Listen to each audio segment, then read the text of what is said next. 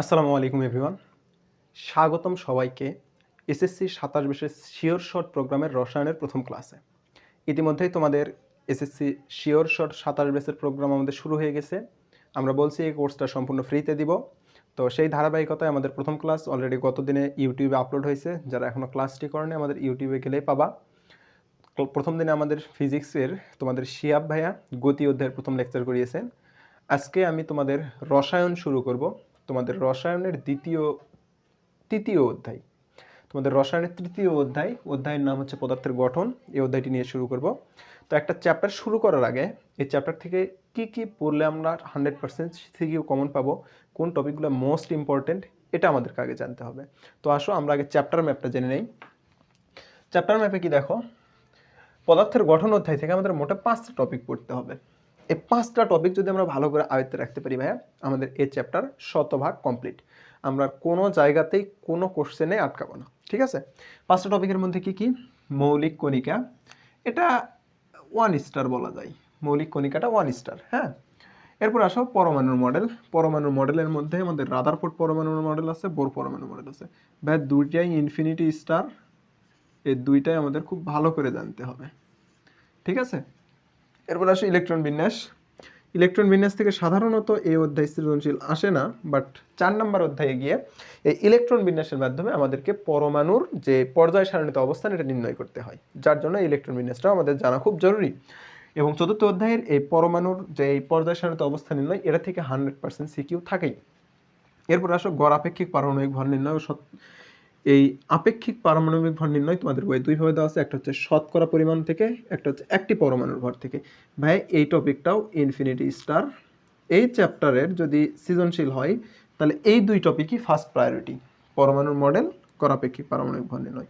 এবং তোমরা question bank খুললে দেখবা এই দুইটা টপিক থেকেই 95% কোশ্চেন আসছে, ঠিক আছে? আর আইসোটোপের ব্যবহার টপিকটা 3 স্টার দিয়ে রাখো, এই টপিকটা থেকেও কোশ্চেন আসে। তো এই হচ্ছে মোটামুটি আমাদের চ্যাপ্টার ম্যাপ। তাহলে আমরা চ্যাপ্টার ম্যাপ থেকে যেটা দেখলাম, পরমাণুর মডেলটা খুবই ইম্পর্টেন্ট 100%, আর গড় আপেক্ষিক পারমাণবিক ভরটা 100%। এই দুইটা টপিক না জেনে আমাদের পরীক্ষার হলে কোনোভাবেই প্রবেশ করা যাবে না, ঠিক আছে? তো কথা না বাড়িয়ে আসো আমরা আমাদের ক্লাসের পড়া শুরু করি।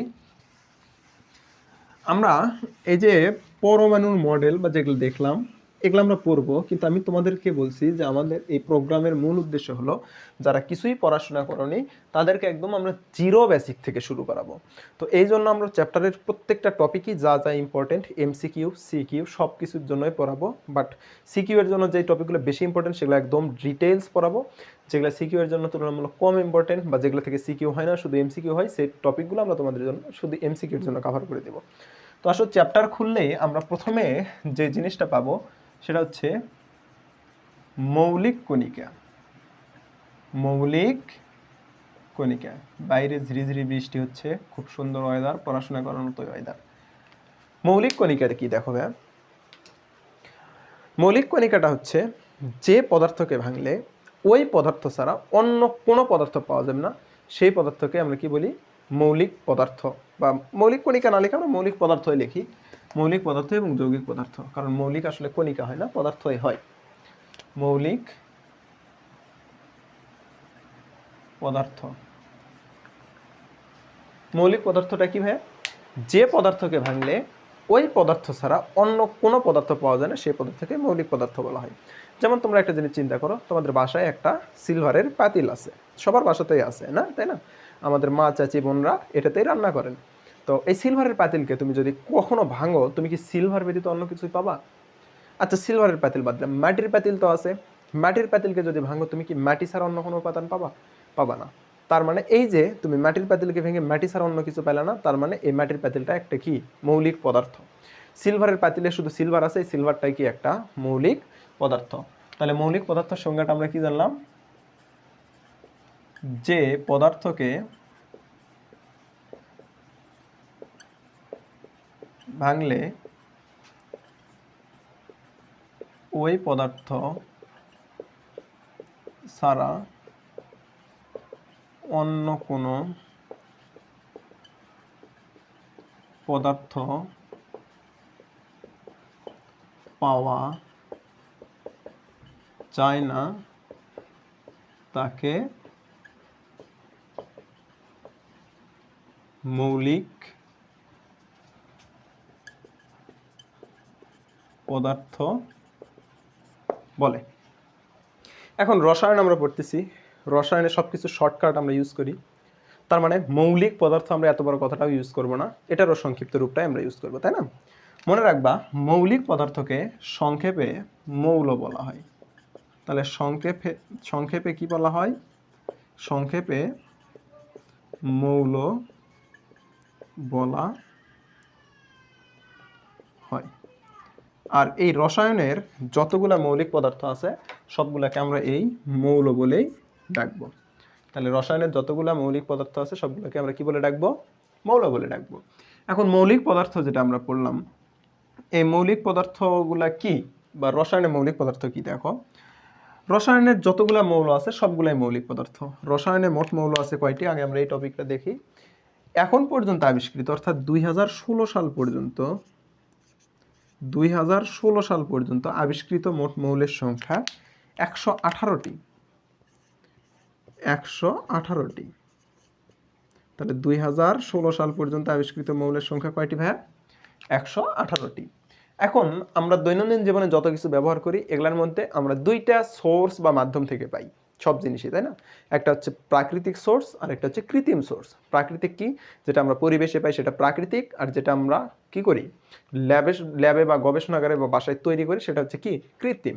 ঠিক তেমনই এই মৌলগুলারও দুইটা সোর্স আছে, একটা হচ্ছে প্রাকৃতিক সোর্স আর একটা হচ্ছে কৃত্রিম সোর্স। প্রাকৃতিক সোর্স আর কি বললাম, আর একটা হচ্ছে কৃত্রিম সোর্স। ভাইয়া মনে রাখবা এই প্রাকৃতিক সোর্স থেকে আমরা 118টির মধ্যে 98টি মৌল পাই, আর কৃত্রিম সোর্স থেকে 20টি মৌল পাই। ঠিক আছে? তাহলে এই যে প্রাকৃতিক সোর্স থেকে 198টি এবং কৃত্রিম সোর্স থেকে 20টি পাই, এই 98টিকে আবার দুইটা ভাগে ভাগ করতে পারি। একটা হচ্ছে 84টি আর একটা হচ্ছে 14টি। তাহলে ভাইয়া এই 84টি এবং 14টি কি? এই 84টা হচ্ছে প্রাথমিক মৌল, এই 84টা হচ্ছে প্রাথমিক মৌল, আর এই 14টি হচ্ছে তেজস্ক্রিয় মৌল।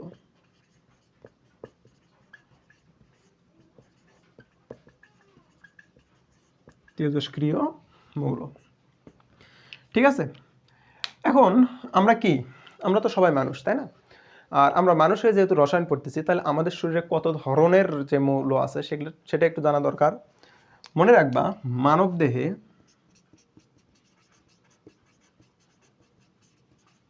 দেহে মোট 26 ধরনের বিভিন্ন মৌল পাওয়া যায়। কি বললাম? মানবদেহে 26 ধরনের, এই ধরনের কথাটা মনে রাখবে, 26টি না, 26 ধরনের বিভিন্ন মৌল পাওয়া যায়। এখন এর উদাহরণ কি কি হতে পারে? আমি যদি একটু উদাহরণ লিখি, উদাহরণ হচ্ছে যে পদার্থকে ভাঙলে ওইটা ছাড়া আর কিছুই পাবো না, সেটাই ওটার উদাহরণ। যেমন ধরো hydrogen, helium, lithium, sodium, aluminium, hydrogen gas, oxygen gas, nitrogen gas. এগুলাকে ভাঙলে কি আমরা এই উপাদান ব্যতীত অন্য কোনোগুলো পাবো? পাবো না। তার মানে এগুলো সবই কিসের উদাহরণ? এগুলো সবই মৌলিক পদার্থের উদাহরণ। ঠিক আছে ভাই? এখন আসো, আমরা মৌলিক পদার্থ বুঝতে পারলাম, এখন আমরা যাব যৌগিক পদার্থে। তাহলে যৌগিক পদার্থ কি? তোমরা যৌগিক সংখ্যার সংজ্ঞা পড়ছো, যেটা কি? যে সংজ্ঞাতে আমরা দেখি যে একাধিক সংখ্যা দ্বারা একটা সংখ্যাকে ভাগ করা গেলে সেটাকে আমরা কি বলি? যৌগিক সংখ্যা। ঠিক তেমনি যৌগিক পদার্থটাও এরকম। যৌগিক পদার্থ, যৌগিক পদার্থের সংজ্ঞা হচ্ছে যে পদার্থকে ভাঙলে 2 বা ততোধিক মৌলিক পদার্থ পাওয়া যায় সেই পদার্থকে আমরা যৌগিক পদার্থ বলি। তাহলে সংজ্ঞাটা একটু লিখি, যে পদার্থকে ভাঙলে 2 বা ততোধিক মৌলিক পদার্থ পাওয়া যায় সেই পদার্থকে যৌগিক পদার্থ বলে।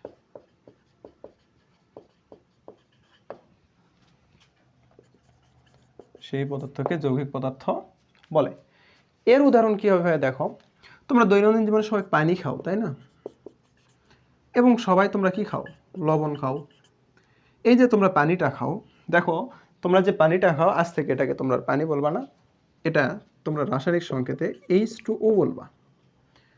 লবণ যেটা খাও সেটাকে আর লবণ বলবা না, NaCl বা সোডিয়াম ক্লোরাইড বলবা। ঠিক আছে, দেখো পানির সংকেত হচ্ছে H2O, এখানে কি আছে? ওতে হচ্ছে অক্সিজেন আর এইচতে হচ্ছে হাইড্রোজেন।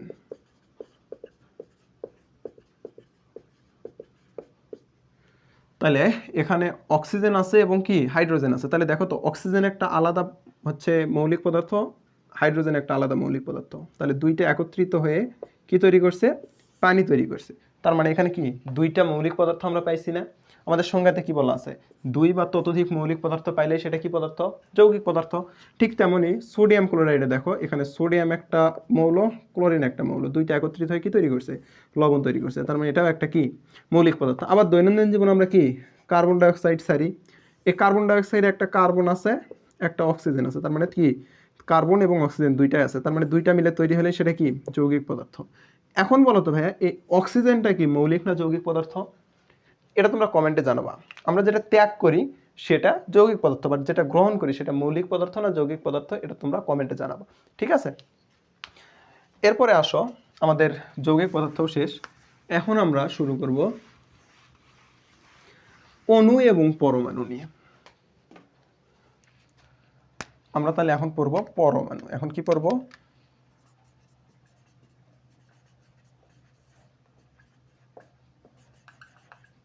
পরমাণু। পরমাণু জিনিসটা কি ভাই দেখো, পরমাণু হচ্ছে মৌলিক পদার্থ যেটা আছে, এই মৌলিক পদার্থের ক্ষুদ্রতম কণা, যার মধ্যে মৌলের গুণাগুণটা বিদ্যমান থাকে। তাহলে কি বললাম? যে মৌলিক পদার্থ আমরা দেখলাম, এই মৌলিক পদার্থের ক্ষুদ্রতম কণা বা গাঠনিক কণা, যার মধ্যে কি থাকে? মৌলের গুণাগুণ বিদ্যমান থাকে। তাহলে এই মৌলিক পদার্থটা যেটা দ্বারা গঠিত সেটাকে আমরা বলি পরমাণু। তাহলে পরমাণু হলো মৌলিক পদার্থের গাঠনিক কণা, যার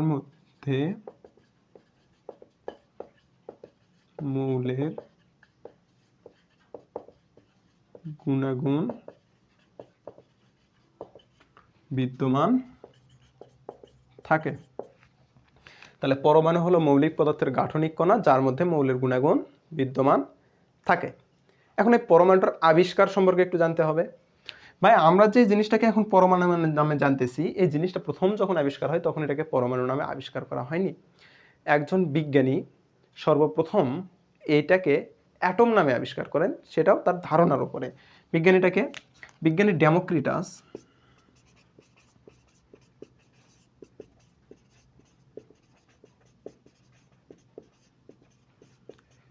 ডেমোক্রিটাস সর্বপ্রথম বলেন পরমাণু ক্ষুদ্র ক্ষুদ্র কণা দ্বারা গঠিত, এবং সেই কণাগুলোর নাম দেন তিনি অ্যাটম, যার বাংলা হচ্ছে কি পরমাণু। এই বিজ্ঞানী ডেমোক্রিটাস ছিলেন একজন বিখ্যাত বিজ্ঞানীর সময়কার বিজ্ঞানী, যে বিজ্ঞানীর নাম হচ্ছে অ্যারিস্টটল।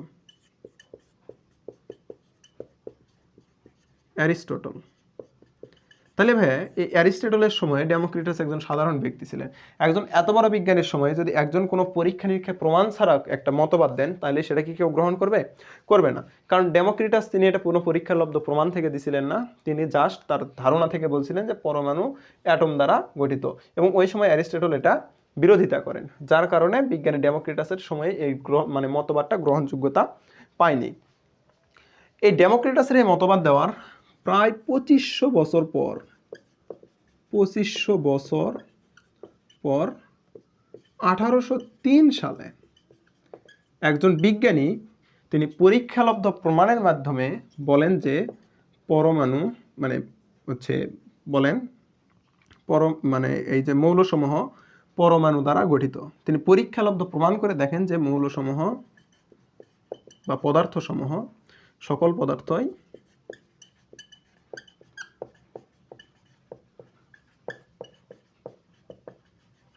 পরমাণু দ্বারা গঠিত। এবং এই যে এই বিজ্ঞানী যিনি দেখেন তার নাম হচ্ছে বিজ্ঞানী ডাল্টন, জন ডাল্টন।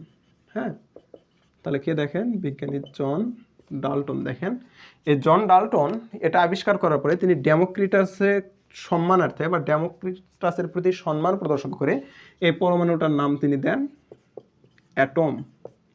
ঠিক আছে, এইভাবেই পরমাণুর আবিষ্কার হয়। তো কোনো কিছুই আসলে এত সহজে আমরা যত সহজে পাই এত সহজে আবিষ্কার হয় না, সব কিছুর পিছনে অনেক বড় ইতিহাস রহস্য থাকে। তো এটাই হচ্ছে পরমাণু তৈরির পিছনের ইতিহাস। এখন আসো, এই পরমাণুটা যে তৈরি হয়েছে পরবর্তীতে আরও পরীক্ষা নিরীক্ষা করে দেখা হয়েছে পরমাণুর মধ্যে বিভিন্ন ধরনের কণিকা পাওয়া যায়। তাহলে এখন আমরা সেই কণিকা নিয়ে পড়াশোনা করব। তাহলে কি পরমাণুর কণিকা? হ্যাঁ, পরমাণুতে আমরা টোটালে 3 ধরনের কণিকা পাই। কয় ধরনের কণিকা পাই? 3 ধরনের কণিকা। এক নাম্বার হচ্ছে স্থায়ী কণিকা, 2 নাম্বার হচ্ছে অস্থায়ী কণিকা, আর 3 নাম্বার হচ্ছে কম্পোজিট কণিকা। কম্পোজিট কণিকা। স্থায়ী কণিকাগুলো আবার কি কি, অস্থায়ী কণিকাগুলো আবার কি কি, এবং কম্পোজিট কণিকাগুলো আবার কি কি, এগুলোর একটু নাম আমাদের জানতে হবে। হ্যাঁ, আমি 3টা যদি 3 কালার দিয়ে লিখি, স্থায়ী কণিকা হচ্ছে ইলেকট্রন, প্রোটন, বা কথাতেই লিখি একবারে ইলেকট্রন, প্রোটন এবং নিউট্রন। অস্থায়ী কণিকাগুলো কি কি ভাই? অস্থায়ী কণিকা অনেকগুলো আছে, এগুলোর মধ্যে যদি একটু লিখি, এখানে নিউট্রন আর এখানে নিউট্রিনো, খুব ভালো করে মাথায় রাখবা। Neutrino, anti neutrino,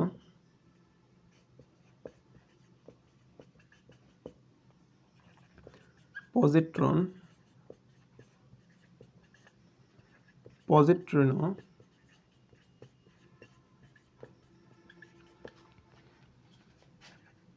Mason,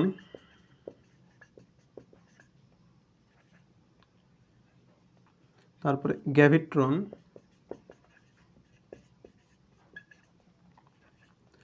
boson,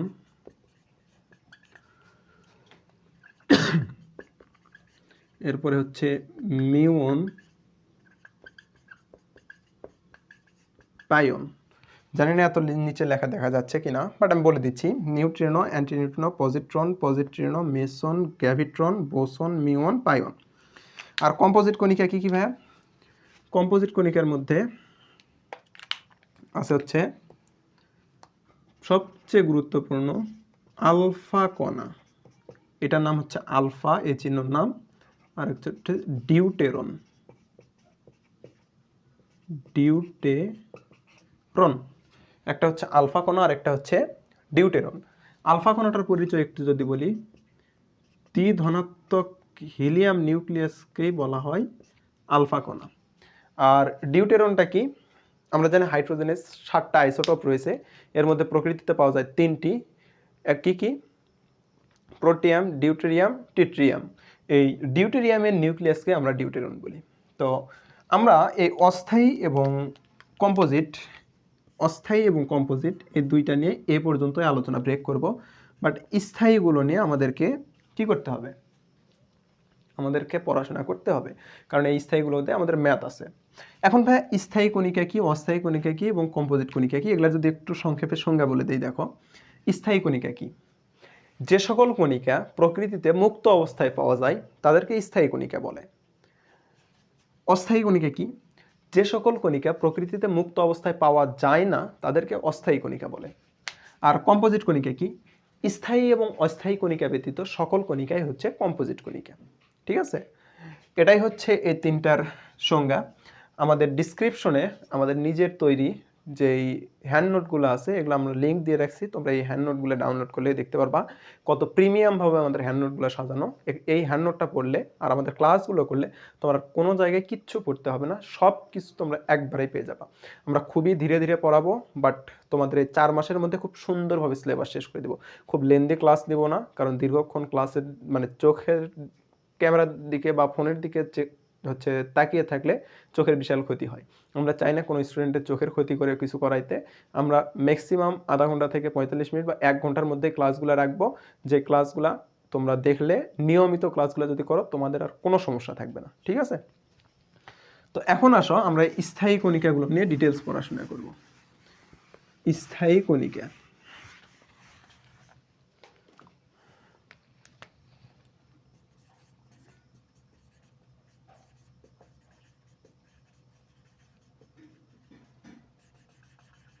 এই স্থায়ী কণিকা নিয়ে অনেক কথা তোমাদের বিশদ আলোচনা তোমাদের বইয়ে বলা আছে, এত কিছু জানার দরকার নেই। আমরা একটা শক পড়বো, তোমাদের বই 40 নম্বর পেজে এই শকটা আছে।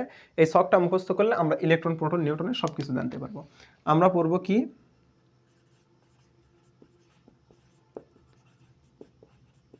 স্থায়ী কণিকা, এগুলার প্রতীক বা কিভাবে এগুলাকে প্রকাশ করা হয়, এগুলার প্রকৃত চার্জ, আপেক্ষিক চার্জ, প্রকৃত ভর, আর হচ্ছে আপেক্ষিক ভর। এই কয়টা জিনিস আমরা পড়বো। হ্যাঁ, তো স্থায়ী কণিকার নাম আমরা কি কি দেখলাম, আমি যদি একটু কালো মার্কারটা নেই। 1 নাম্বার হচ্ছে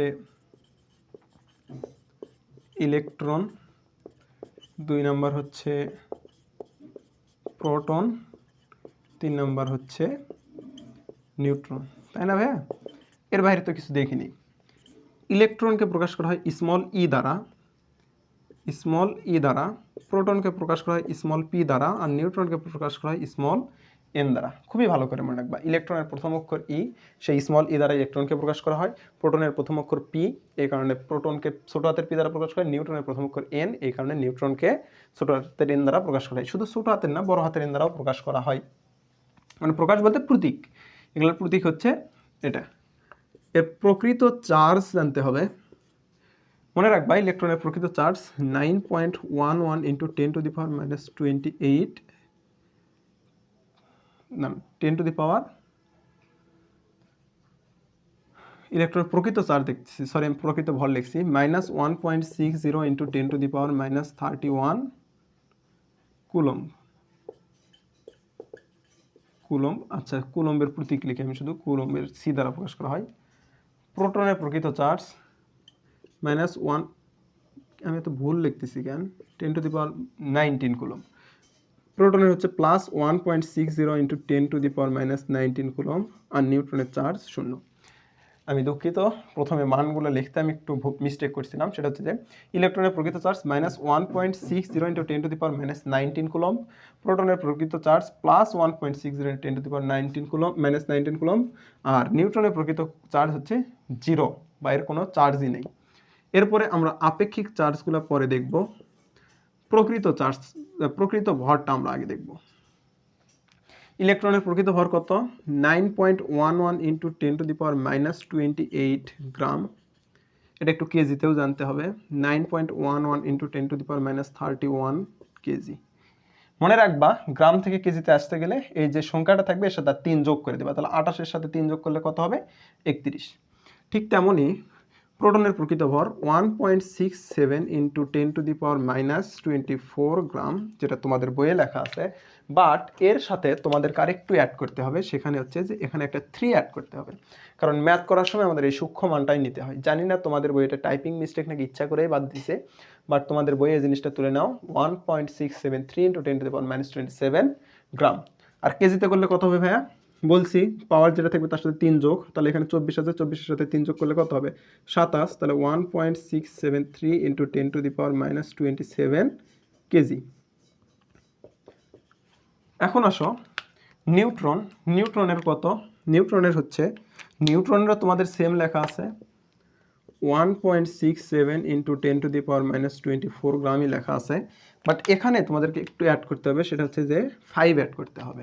তাহলে 1.675 ইন্টু 10⁻⁻24 গ্রাম, আর এটাকে যদি কেজিতে করি 1.675 ইন্টু 10⁻⁻27 কেজি। ঠিক আছে, এখন আসো আপেক্ষিক ভর এবং আপেক্ষিক চার্জ, এই দুইটা জিনিস আমরা একটু দেখব। আপেক্ষিক ভর এবং আপেক্ষিক চার্জ। আপেক্ষিক মানে কি? আপেক্ষিক কথাটার অর্থই হচ্ছে কোনো কিছুর সাপেক্ষে, কোনো কিছুর সাপেক্ষে কোনো কিছু নির্ণয় করাকে আপেক্ষিক বলা হয়। আমরা এখানে সব সময় প্রোটনের সাপেক্ষে, প্রোটনের সাপেক্ষে বের করব। তাহলে যার সাপেক্ষে বের করব, মনে রাখবা যার সাপেক্ষে সেটা থাকবে নিচে, যার সাপেক্ষে সেটা থাকবে নিচে, আর যাকে বের করব সেটা থাকবে উপরে। তাহলে দেখো আমরা বলছি কি এই প্রোটনের সাপেক্ষে, প্রোটনটা হচ্ছে মাদার, প্রোটনটা কি মাদার, এই প্রোটনের সাপেক্ষে আমরা আপেক্ষিক চার্জও বের করবো, আপেক্ষিক ভরও বের করব। তাহলে বের করার নিয়ম কি? প্রোটনের সাপেক্ষে বের করব, তাহলে প্রকৃত চার্জকে, কোনো একটা মৌলের প্রকৃত চার্জকে আমরা প্রোটনের প্রকৃত চার্জ দ্বারা ভাগ করলে যে মানটা পাবো সেটাই হচ্ছে ওই মৌলের আপেক্ষিক চার্জ। তাহলে দেখো এখানে ইলেকট্রনের প্রকৃত চার্জ কত, -1.60 ইন্টু 10⁻⁻19 কুলম্ব, আর প্রোটনের প্রকৃত চার্জ কত, +1.60 ইন্টু 10⁻⁻19 কুলম্ব। কুলম্ব কুলম্ব কাটা যায়, এই মান কাটা যায়, গেলে আসে -1, ক্যালকুলেটরে তুলে দেখবা আসে -1, তার মানে আমাদের এখানে ইলেকট্রনের আপেক্ষিক চার্জ কত, -1। এরপর আসো প্রোটনের ক্ষেত্রে, প্রোটনের ক্ষেত্রে কি +1.60 ইন্টু 10⁻⁻19 কুলম্ব, তাহলে ওই মানকেই ওই মান দ্বারা ভাগ করলে কত আসে, +1, তাহলে এখানে প্রোটনের কত, +1, আর নিউট্রনের কত, 0, 0কে আমরা যেটা দ্বারা ভাগ করি সেটা কত আসে, 0 আসে। এখন আসো আপেক্ষিক ভরের ক্ষেত্রে, সেম কথা, আপেক্ষিক ভরের ক্ষেত্রেও প্রোটনের ভর দ্বারা আমরা সবটাকে ভাগ করব। তোমরা ক্যালকুলেটরে এই ইলেকট্রনের ভর যেটা, কেজিকে কেজি দ্বারাই ভাগ করতে হবে, গ্রামকে গ্রাম দ্বারাই ভাগ করতে হবে। তোমরা কেজি দিয়েও বের করতে পারো, গ্রাম দিয়েও বের করতে পারো, বাট যেটা দিয়েই বের করো না কেন একক সবসময় একই নিতে হবে। তাহলে দেখো 9.11 ইন্টু 10⁻⁻28 গ্রাম, এটাকে 1.673 ইন্টু 10⁻⁻24 গ্রাম দ্বারা ভাগ করলে কত আসে? আমি যদি তোমাদেরকে একটু ভাগ করেই দেখাই তাহলে কত আসবে দেখো, 9.11 ইন্টু 10⁻⁻28 ভাগ 1.673 ইন্টু 10⁻⁻24। আমার এখানে মনে হয় মান তুলতে ভুল করছি আমি, একটু দাঁড়াও।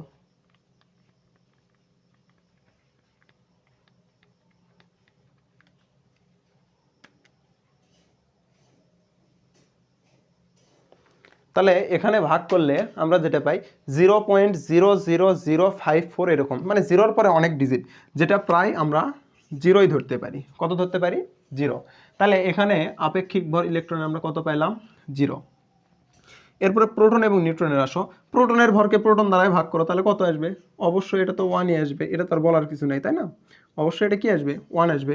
আর নিউট্রন যেটা আছে, নিউট্রনের দেখো প্রথমবার 3টা ডিজিট সমান, বাকি সবগুলো ডিজিটও কি মানে এখানে না দেখে এখানে দেখায়, বাকি ডিজিটগুলো সমান, তার মানে পয়েন্টের পরে 2টা ডিজিটের পরের একটা সংখ্যার জন্য খুব আহামরি চেঞ্জ আসবে না। তার মানে এটা দ্বারা এটাকে ভাগ করলেও কত আসবে? 1ই আসবে। তার মানে এখানেও মান কত আসবে? 1।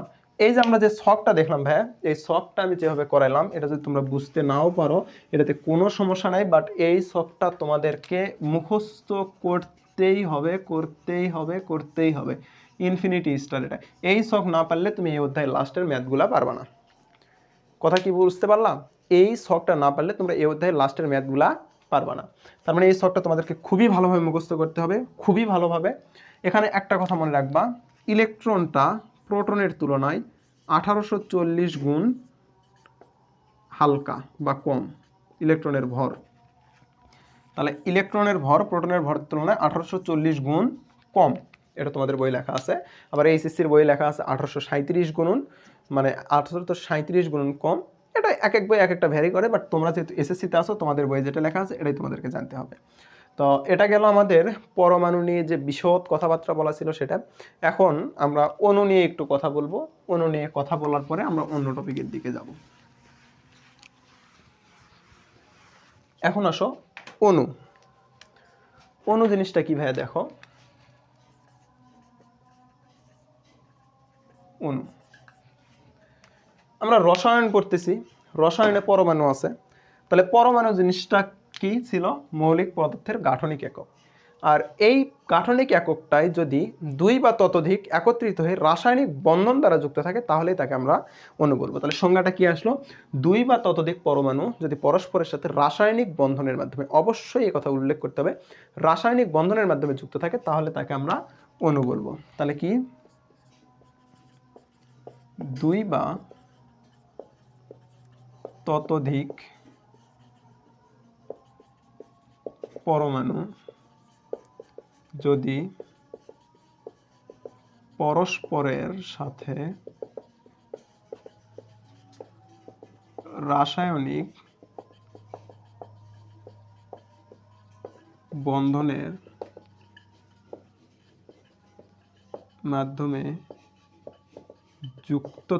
রাসায়নিক বন্ধনের মাধ্যমে যুক্ত থাকে তাহলে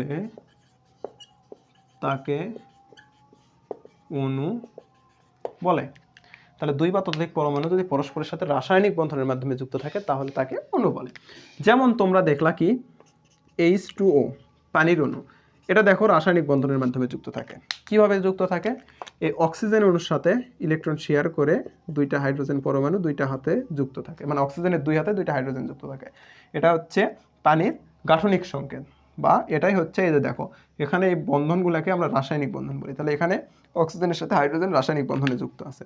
আবার যদি বলি, আমরা যে অক্সিজেন নেই, যে কার্বন ডাইঅক্সাইড ত্যাগ করি, যে সোডিয়াম ক্লোরাইড লবণ দেখলাম, এগুলাই যদি দেখাই, অক্সিজেনের ক্ষেত্রে কি হয় দেখো, দুইটা অক্সিজেন পরমাণু পরস্পরের সাথে দুইটা হাত দ্বারা যুক্ত থাকে। কার্বন ডাইঅক্সাইডের ক্ষেত্রে কি হয় দেখো, কার্বন ডাইঅক্সাইডের চারটা হাতের সাথে দুইটা করে কার্বনের হাত যুক্ত হয়ে কার্বন ডাইঅক্সাইড থাকে। সোডিয়াম ক্লোরাইডের ক্ষেত্রে কি হয় দেখো, সোডিয়াম এবং ক্লোরিনের মধ্যে একটা রাসায়নিক বন্ধন থাকে। তাহলে এখানে অক্সিজেনের সাথে প্রত্যেক হাইড্রোজেন অণুর মধ্যে দুইটা বন্ধন, একটা করে বন্ধন, এবং মোট দুইটা বন্ধন আছে। দুইটা অক্সিজেনের মধ্যে দুইটা রাসায়নিক বন্ধন আছে। একটা কার্বন অক্সিজেনের মধ্যে দুইটা অক্সিজেন এবং একটা কার্বনের মধ্যে চারটা বন্ধন আছে। একটা সোডিয়াম এবং একটা ক্লোরিনের মধ্যে একটা বন্ধন আছে। তো এই যে এই ধরনের যেই বন্ধনযুক্ত পরমাণুগুলা থাকে এদেরকে আমরা একত্রে অণু বলে থাকি। ঠিক আছে, তো আজকের ক্লাসটা এই পর্যন্তই। কেমন লাগলো ক্লাসটা তোমরা কমেন্ট করে জানিও। আর তোমরা যদি আমাদের ফেসবুক পেজ এবং গ্রুপে যুক্ত না হও, এখন ডিসক্রিপশনে লিঙ্ক দেওয়া আছে, গিয়ে যুক্ত হও। আর ডিসক্রিপশনে গেলে আমাদের দাগানো বইয়ের পিডিএফ প্লাস আমাদের যে নিজের তৈরি হ্যান্ড নোট আছে, এই নোটগুলো পাবা। তোমরা ডাউনলোড করে প্রিন্ট আউট করে নিয়ে পড়তে পারবা।